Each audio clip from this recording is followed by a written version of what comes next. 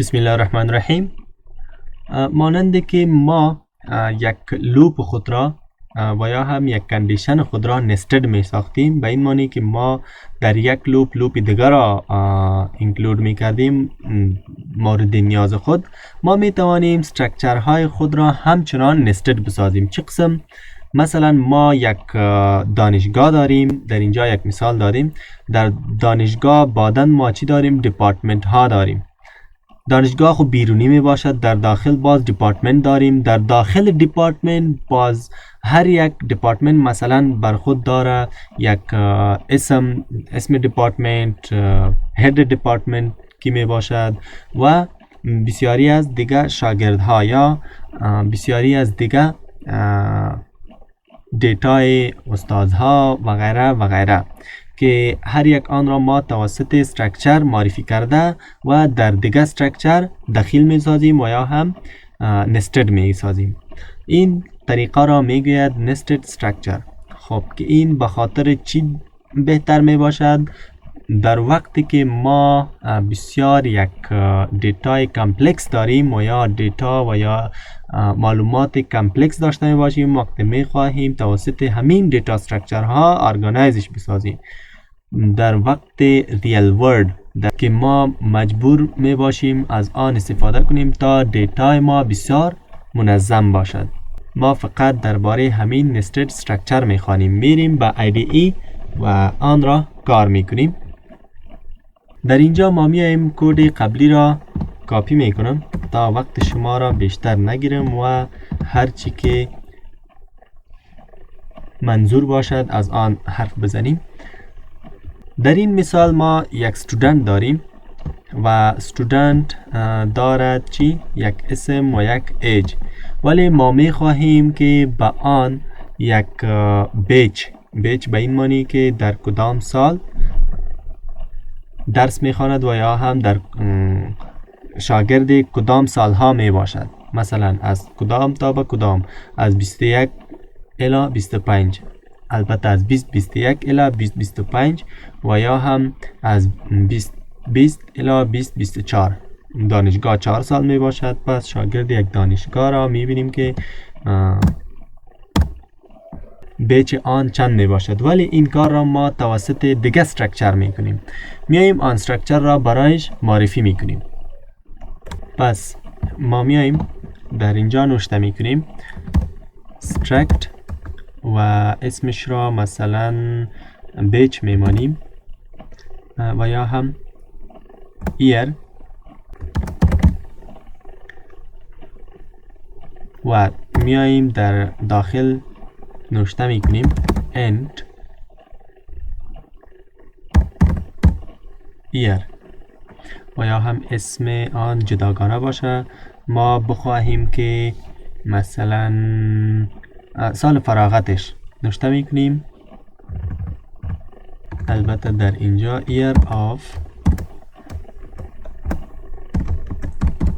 completion، فقط یک اسم را ما گذاشتیم year of completion. و در اینجا ما چی می کنیم؟ می گیریم خود struct چی؟ year و اینجا هم اسم جدیدش year. خب student را ما توسط اس گرفتیم و این یک کد را ما می توانیم باز هم از استراکچر را توسط پوینتر اکسس کنیم، ولی ما می خواهیم آسانتر باشد، برایتان چیزی مشکل ساز نباشد. ما میریم مستقیم از چی استفاده می کنیم؟ از دات اپریتر.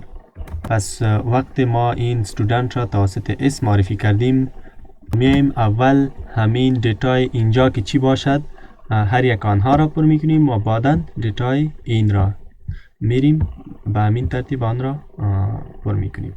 اول باید چی کنیم؟ اسم را بگیریم و اسم را توسط چی می گرفتیم ما؟ strcpy و می گرفتیم s دات البته نیم و بعد از کامه نیم را باز هم احمد و ایج داریم. برای ایج میگیریم s dot age و بعد از ایج مساوی میگیریم به 22 یا 23 یا هر قدر که ایج باشد. یک مثال. و در اینجا ما چی میکنیم؟ ببینید خب یک بار s را میگیریم s dot، بعد از آن ما چی میکنیم؟ میاییم year را میگیریم چون year هست، پس میاییم year را گرفتیم. این بار باز دات میتیم و باز وقت دات دادیم ما میبینیم که کامپایلر همراه ما کمک میکند و از قبل برای ما این را ریکامند کرد. پس ریکامند یا برای ما گفت میتوانید از این استفاده کنید. پس ما چی کردیم؟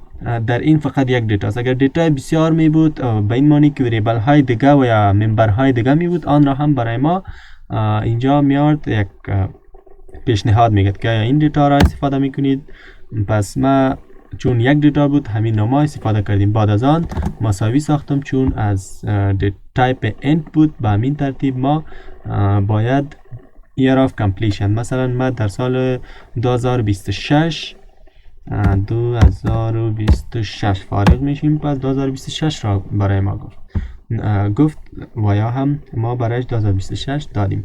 در اسم ما میایم فقط s dot name نوشته میکنم چون اینجا ما نوشته کردیم s dot name s dot age.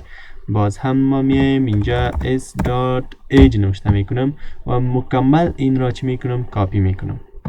کاپی در اینجا پیست میکنیم و باز هم تایپ آن انت می باشد، البته بله انت می باشد و از پرسنتی استفاده میکنیم و در اینجا هم نوشته میکنیم the student graduation. خب فراغت شاگرد است در سال چی که باشد اینجا برای ما نوشته کند. کد ما تکمیل می باشد و بعد از کنترل اس ما کد خود را رن میکنیم و میبینیم که \n بعد از کنترل اس دوباره کد خود را رن میکنیم و جواب ما را برای ما داد. ما از این استراکچر فقط اسم و ایج را معرفی کردیم و اکسس کردیم و در اینجا که دیگه استراکچر را در همین معرفی کرده بودیم گرفتیم چی کردیم؟ دیتای همان را فیل کردیم و بعدا آن را اکسس کردیم. ما در این ویدیو خواندیم که چه قسم یک استراکچر را نستد بسازیم، مثل لوپ و یا هم کندیشنل دیگه کندیشنل استیتمنت ها. ما می توانستیم وقتی مورد نیاز پروگرام یک عدد از کد را نستد بسازیم و آوتپوت بگیریم. به همین ترتیب ما اینجا هم می توانیم که اسم دیگه استراکچر را بگیریم و اینجا نوشته کنیم. بعد از آن که نوشته کردیم یک اسم را برایش معرفی میکنیم تا ما توسط آن را کال کرده بتانیم. وقتی آن را کال کردیم و میرود آن را پیدا میکند و در آن هر چی دیتا باشد ما آن را بعدا اکسس میکنیم و اکسس کرده میتوانیم هر جا خواسته باشیم مورد و یا نظر به پروگرام خود. پس در این ویدیو ما درباره نستد استراکچر خواندیم. تا بعد، خدا نگهدار.